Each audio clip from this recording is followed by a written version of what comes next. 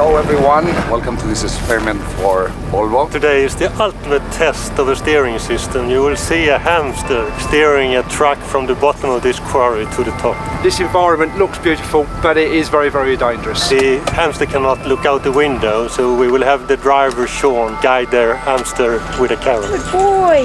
With the VDS system, it's very easy to steer. I can steer it with my fingertips. Hi Sean, it's Charlie. Lovely. Good luck! Oh, and don't forget this, very important.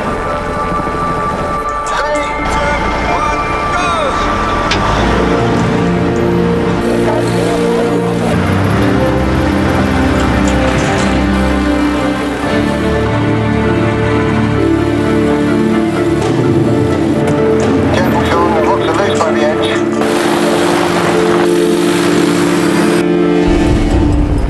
Well done Sean.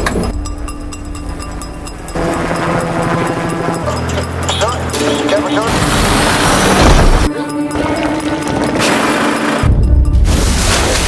That was close. Okay, be careful Sean.